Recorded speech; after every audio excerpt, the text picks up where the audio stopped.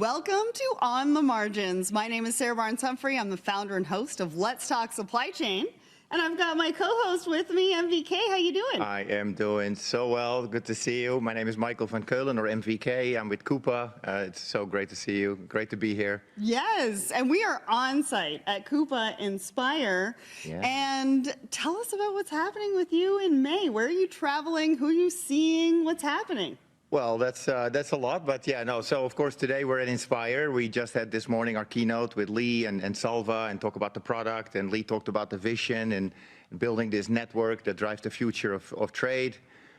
Great announcement this morning. We are actually acquiring Searchuo to really elevate our category management and category insights, which obviously is where a lot of the value is in procurement. So that's what's happening this week, and I'm also this month going to be attending the CFO Gartner conference, where I get to talk to a lot of CFOs of some of the biggest companies in the world, and really seeing what's happening from the finance lens. And yeah, so it's going to be an exciting month. Awesome. Where is that going to be taking place? It's in Maryland. I said to my wife, Maryland, but that's wrong. It's Maryland. Right? That's okay. I'm getting all sorts of city names wrong right now. Yeah, but so I'm totally excited. with you. I'm excited.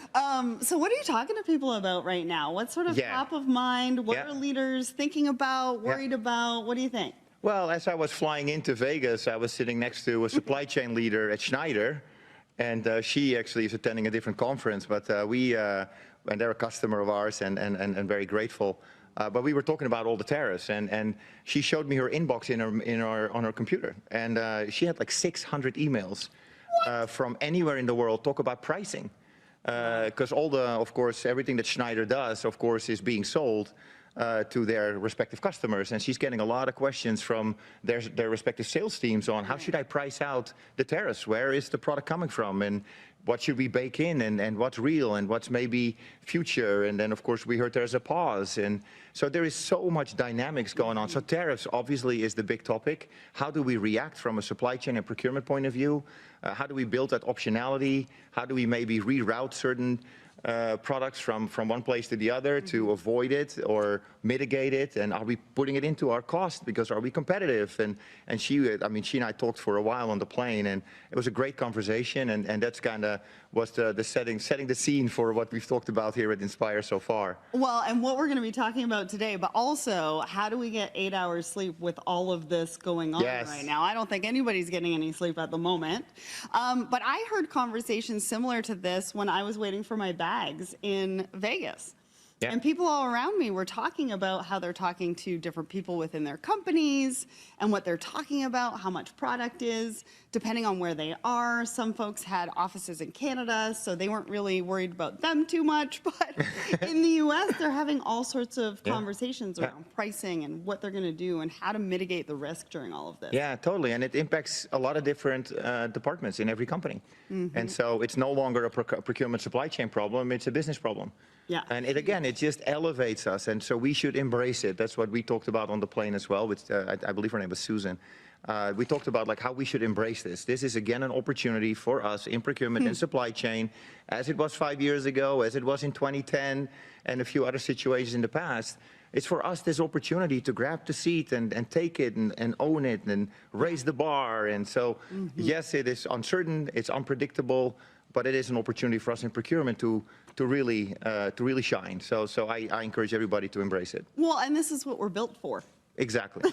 This is why you joined supply chain. This is why we got excited about this thing in the first place, right? So yeah. All right. Well, today we're talking about tariffs and global trade with Mark, and I want to invite you onto the set, and thank you so much for joining us. Mark, tell us who you are and what you do. Well, first off, thank you for having me. I work for Digital Commerce 360, and we like to call ourselves a news gathering organization and primarily a journalistic research company. What that means is we're not consultants, we're not database folks, and we're not a Gartner or a Forrester or anything like that. What we are is a committed group of serious journalists that cover digital technology, primarily from the e-commerce perspective, but we like this stuff, we go down deep in this stuff, and we like to tell the stories of what the industry is doing to move forward. And to your point on the tariffs, we can cover a lot of ground with that. but we can also kind of zero in, at least to the people that are talking to us for the stories we're doing, about what they're thinking, feeling, and actually doing, and it's actually quite a bit. So, in a nutshell, that's us. Well, and we're seeing that all across social media. I've been seeing a lot on Instagram from small companies talking about how it's affecting them, what it looks like, how they're going to pause, you know, and really just talking all sorts of different topics. One of the things I like to kind of point, I love this line. I do quite a bit of these kinds of things, and I like to say the dinosaurs still roam the earth. What I mean is, I go back to the very beginning, and I mean the very beginning of e-commerce, both with B2B and B2C. And I kind of find myself, I mean, I spent 15 years researching, you know, the biggest online retailers in the world and ranking them on their key metrics, including online sales. So my point is, I kind of fancy myself the historian of both sides of the ball, B2B and B2C. So I have seen the timeline since 1998. I was there covering the dot-com crash. You know, that's how far back that goes. I was there during the great financial crisis of 2008, 2009. So if we get into that type of timeline, there are similar trends, but in this one, the big tsunami one, there's a lot of critical differences that relate directly to procurement, supply chain, back-end spend management. Big, huge issue with that. Very true. So with all that experience, and you know, you've done this for a while, and so have I, but it's just amazing experience. You know, in your career of business reporting, what have you seen, and what could be comparable to what we're seeing today? Well, let's drill down to the top of mind here, which is during the great lockdown, you know, the pandemic, there was literally a quiet sea change that became what we're talking about today, a digital transformation. In other words, the traditional spend management procurement teams of, you know, somebody older, kind of used to more of a legacy system, back end, kind of manual, people-driven world, that all changed. And out went guys like me, frankly, my age. What came in was a digitally driven buying team that is anywhere from 1 to 3 to 5 to 10 people. It's cross-functional across the organization. And I could quote you stats on the fact that these buyers are self-service driven, they're data driven, and they want to do business digitally with the customers that are going to give them not just the best price, but the trust, the brand recognition, the experience. That's what they want. And they're very clear on that. Tariffs aside, these are very clear mandates from these B2B buyers. We do stats on them. Everybody does stats on them. But the fact of the matter is, when it comes to the tariffs, these B2B buyers, they are unforgiving. They want what they want.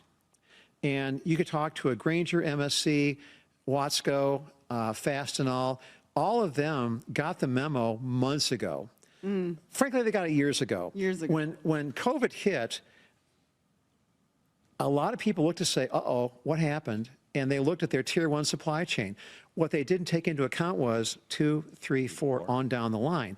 So 4 or 5 years ago was the wake-up call for, you know, procurement leaders, supply chain leaders, you know, enterprise software leaders to look at how do we organize our back end to organize the business front end all across the mission critical parts of this, including sales and all of that, to give that B2B buyer, big, small, otherwise, doesn't matter, they want what they want. And to your point with Schneider with 600 memos from clients, I'm not surprised by that.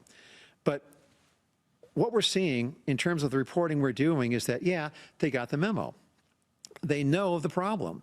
The thing is, this one is more up and down and sideways than they're used to. I mean, these guys aren't new. They've had crises before. Yep. But if you look at the pricing optimization, you want to get granular with this stuff, personalization, product recommendations, all of that is fed from the back end, and all of that has to kind of go out to the buyer who wants to know, do you have it? Yeah. And so what the B2B companies are doing and focusing on is, how can I optimize my pricing, my current inventory levels, as I try and shift to a longer term game plan to figure out where is my sourcing coming from. So interesting times we're living in, I think. And it's all table stakes. Like, this is what everybody's looking for. And I used an example a couple of weeks ago around Apple. So during the pandemic, they moved some of their manufacturing into India because it's where they found a new consumer market. And now, today, they are happy that they did that because they're going to ship 50% of their iPhones from India this year so that they don't have the tariffs from China. And so it's decisions like that that were made a few years ago, like you said, that are benefiting some organizations today. So talk to me about some patterns that you're seeing amongst some of the retailers, not only here in North America, but in Europe. Talk to us about that. Well, I mean, it's so interesting and so dynamic that that's where people are trying to figure out what they're doing. And I'm talking about, I'm talking about a distribution company like Grainger, 12 billion selling all kinds of industrial supplies. I'm talking about, a 1963 founded company up there in Massachusetts who does fasteners for a living. They do 60% of the fastener market through their distribution channel.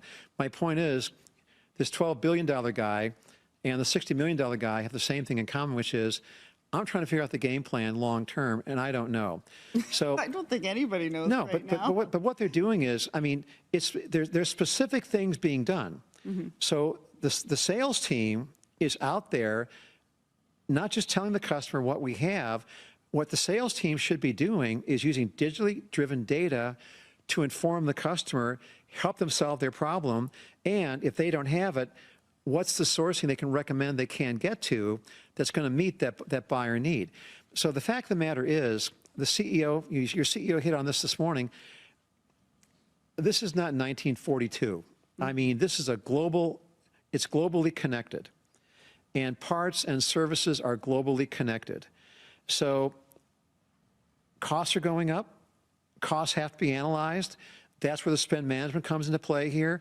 But in the end, they're trying to get through Q2 with short-term inventory planning, price optimization, product recommendation, these kinds of short action things, trying to figure out what's the long run for quarters 3 and 4, because then that's when the sourcing gets visible, varied, expensive, or all three of the above. Right. So if you're looking at what the future is going to predict, it's going to be chaotic for just a little bit, but I think that's just the world we live in today. And smart people figure smart things out. We'll get through it, but it's going to be a bit bumpy. But the point I want to make here, the point I want to make here is that a lot of companies, despite the crisis we're in, and it's not their first rodeo, but this crisis is different. This time you have to do things that are digitally driven. So you can't just put on, a survey that like maybe we do once a year where they say, oh yes, procurement top of mind, new enterprise software, big priority, and then not do something about it because, the capital spending is not there. This time, the mandate is there from the buyer. I don't care. If you don't have it, I will find somebody who will give me the experience, the pricing, the inventory I want, and the custom features I need to do what I do. And that's unforgiving. That wave's been, man, that train left the station. That's not going to stop. So there's a lot that B2B buyers are not just scratching their head about, they are really scratching their head about. Yeah. Yeah, look, I've been in, for those that know me well, I've been in retail myself for over 15 years. To be honest, I miss it. I miss the dynamics, but today, of course, with everything that's happening, it is a bit of a challenge. So we maybe click a little deeper. What are some of the specific tactics that you've seen retailers apply in today's environment, given the tariffs? Like, what are some of the best practices, if you will? Well, I think I'm going to start with one of the key problems, which is, this has been coming for a lot.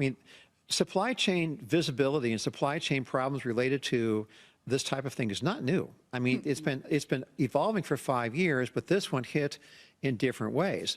So to your specific point about specific tactics, one of the biggest obstacles that we are still seeing is one of the ones that's been in place for quite some time, which is older organizations, despite the fact that times have changed and it's a digitally driven world, if you will, that's data driven, they still operate with supply chain systems, distribution channels, sales channels, and marketing channels that are not cross-functional. They are not talking. So what I'm saying is, even with all the problems that these professionals here have to do with spend management, supply chain visibility, procurement sourcing, inventory control, all of that, which is how these guys spend their day.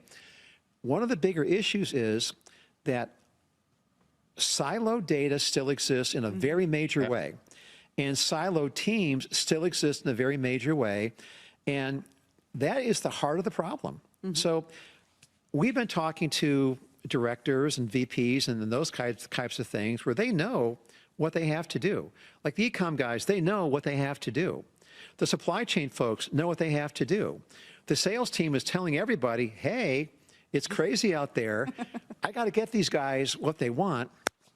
And unfortunately, there's meetings about it, but there's not an organizational strategy with enterprise teams across the board in a lot of organizations that can, put together the war room to cope with this. Yeah. So unfortunately, there's still a fundamental problem that a lot of companies are still having to face now, and it's crisis management for them, not just figuring out the next steps for what's happening with tariffs. Yeah, so I'd say what you're saying is like break down silos.